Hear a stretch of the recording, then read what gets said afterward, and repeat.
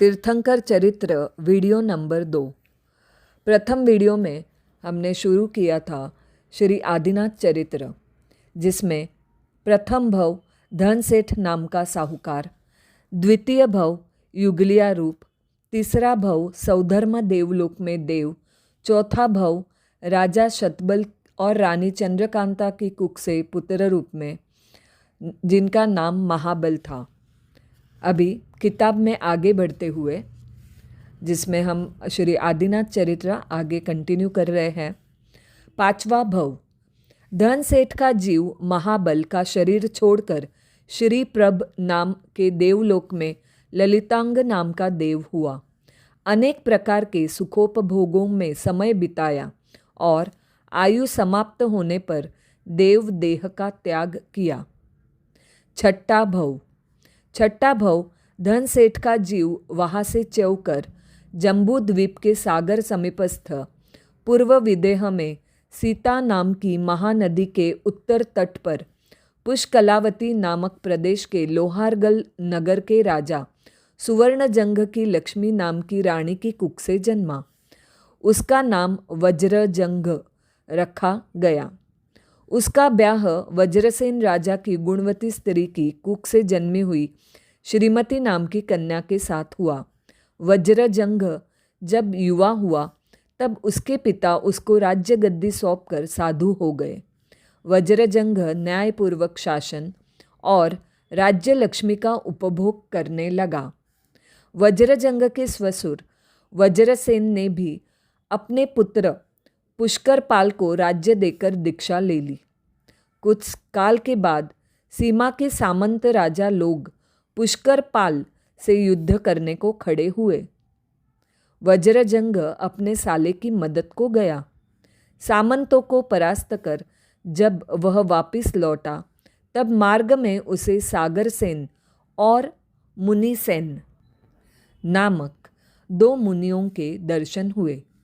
मुनियों की देशना सुनकर उसके हृदय में वैराग्य उत्पन्न हुआ। वह यह विचारता हुआ अपने नगर को चला कि मैं जाते ही अपने पुत्र को राज्य देकर दीक्षा ग्रहण कर लूँगा। नगर में पहुँचा और वैराग्य की भावना भाता हुआ अपने शयनागार में सो गया। उधर वज्रजंग के पुत्र ने राज के लोभ से धन का लालच देकर मंत्रियों को फोड़ लिया और राजा को मारने का षड्यंत्र रचा। आधी रात के समय राजकुमार ने वज्रजंग के शयनागार में विष धूप किया। जहरीले तेज धुएं ने राजा और रानी के नयनों में घुसकर उनका प्राण हर लिया। अभी 7वां और 8वां भव। राजा और रानी त्याग की शुभकामनाओं में मरकर उत्तर कुरुक्षेत्र में युगलिया पैदा हुए। वहाँ से आयु समाप्त कर दोनों सौधर्म देवलोक में अति स्नेह वाले देवता हुए। दीर्घकाल तक सुखोपभोग कर दोनों ने देव पर्याय का परित्याग किया। 9वां भव। वहाँ से चवकर धन सेठ का जीव जम्बू द्वीप के विदेह क्षेत्र में क्षिति प्रतिष्ठित नगर में सुविधि वैद्य के घर जीवानंद नामक पुत्र हुआ। तो 9वें भव में धन सेठ का जीव एक वैद्य के घर में जीवानंद नामक पुत्र होते हैं। उसी समय नगर में 4 लड़के और भी उत्पन्न हुए। उनके नाम क्रमशः महीधर, सुबुद्धि, पूर्णभद्र और गुणाकर थे। श्रीमती जो छठे भव में वज्रजंग का जिनके साथ ब्याह हुआ, जो श्रीमती थी, वहाँ यहाँ पे 9वें भव में श्रीमती का जीव भी देवलोक से चौकर उसी नगर में ईश्वर दत्त सेठ का केशव नामक पुत्र हुआ। जो श्रीमती थी उनका यहाँ पे जन्म हुआ, जो केशव नाम का पुत्र है। यानी ये 9वें भव में धन सेठ का जीव एक वैद्य के घर में जन्म हुआ जिनका नाम जीवानंद है। ये छह यानी ये 6 ये 6 अभिन्न हृदय मित्र थे। जीवानंद अपने पिता की भांति ही बहुत अच्छा वैद्य हुआ। एक बार 6 मित्र वैद्य जीवानंद के घर बैठे थे। अचानक ही एक मुनि महाराज वहां आ गए। तब से उनका शरीर सूख गया था। असमय और अपथ्यकर भोजन करने से उन्हें कृमि कुष्ठ व्याधि हो गई थी। सारा शरीर कृमि कुष्ठ से व्याप्त हो गया था। तो भी उन महात्मा ने कभी किसी से औषध की याचना नहीं की थी। गोमूत्र के विधान से मुनि महाराज का वहाँ आगमन देखकर उन्होंने, यानी जो 6 फ्रेंड्स थे, उन्होंने उन्हें नमस्कार किया। अभी यहाँ पे जो दिया है गोमूत्र के विधान से, तो नीचे बुक में दिया हुआ है इसका मतलब गोमूत्र का विधान यानी क्या।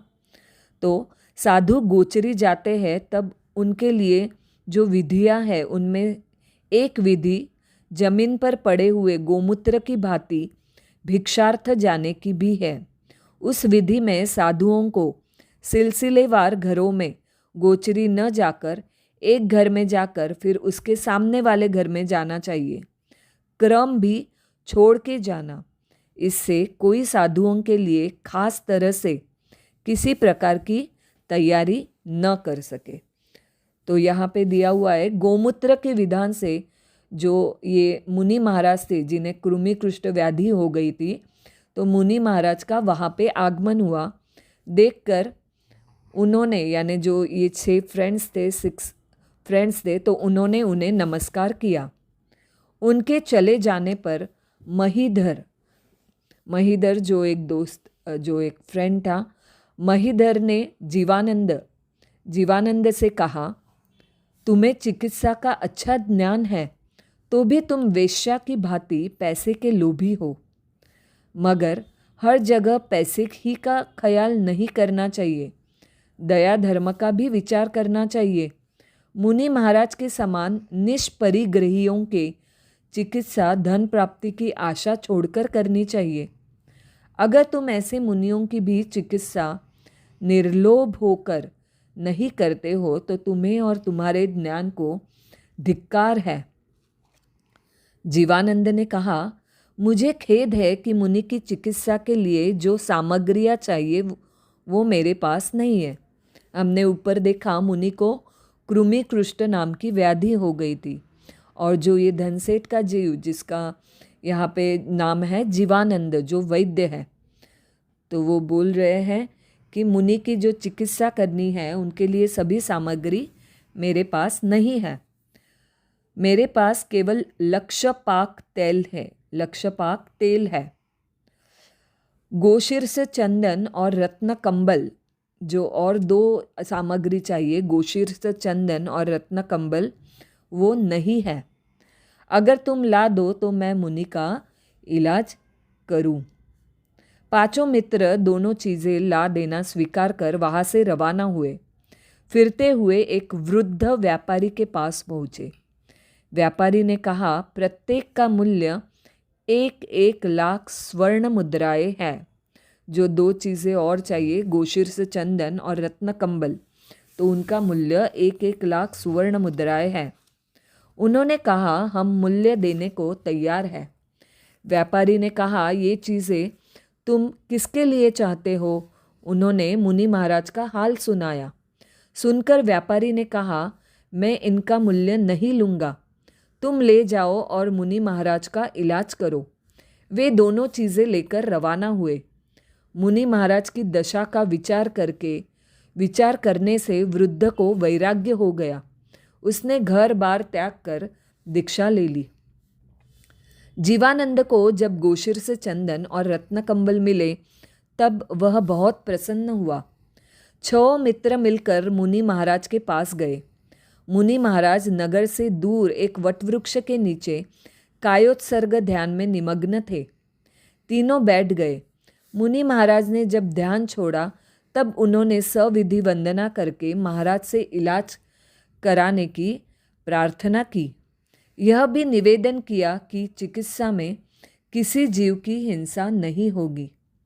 महाराज ने इलाज करने की सम्मति दे दी। वे तत्काल ही एक गाय का मुर्दा उठा लाए। फिर उन्होंने मुनि महाराज के शरीर में लक्षपाक तेल की मालिश की। तेल सारे शरीर में प्रविष्ट हो गया। तेल की अत्यधिक उष्णता के कारण मुनि महाराज मूर्छित हो गए। शरीर के अंदर के कीड़े व्याकुल होकर शरीर से बाहर निकल आए। जीवानंद ने रत्न कंबल मुनि महाराज के शरीर पर ओढ़ा दिया। कंबल शीतल था, इसलिए सारे कीड़े उसमें आ गए। जीवानंद ने धीरे से कंबल को उठाकर गाय के मुर्दे पर डाल दिया। सत्पुरुष छोटे से छोटे अपकारी कीड़े के प्राणों की भी रक्षा करते हैं। कीड़े गाय के शरीर में चले गए। जीवानंद ने मुनि महाराज के शरीर पर अमृत रस के समान प्राणदाता गोशीर्ष चंदन का लेप किया। उससे मुनि महाराज की मूर्छा भंग हुई। थोड़ी देर के बाद और लक्षपाक तेल की मालिश की। पहली बार चर्मगत कीड़े निकले थे, अब की बार मांसगत कीड़े निकले। यानी पहली बार चर्म स्किन के ऊपर के कीड़े निकले, सेकेंड टाइम लगाया उसमें मांसगत कीड़े निकले। उनको भी पूर्ववत गाय के शव में छोड़ दिया और गोशीर्ष चंदन का लेप किया। तीसरी बार और लक्षपाक तेल मला। उससे हड्डियों में, बोन्स में, हड्डियों में के सब कीड़े निकल गए। पूर्ववत कीड़ों को गोशव में छोड़कर बड़े भक्तिभाव से जीवानंद ने मुनि महाराज के शरीर में गोशीर्ष चंदन का विलेपन किया। उससे उनका शरीर स्वस्थ होकर कुंदन की भांति चमकने लगा।